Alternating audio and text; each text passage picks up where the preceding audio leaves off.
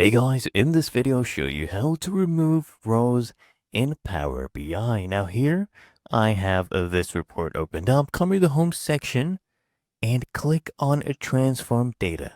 Okay, then click on transform data again. It will open up your Power Query Editor. And from this section, you'll see here at the top, it says remove rows. Now if I click on this down arrow, you'll see multiple different options. If I click on the first one, it would remove the top rows. Okay, this one will remove the bottom rows. This one will remove the alternate rows. So for example, it would, let's say, remove row number 3, and then it would alternate, remove row number 5, for example, right?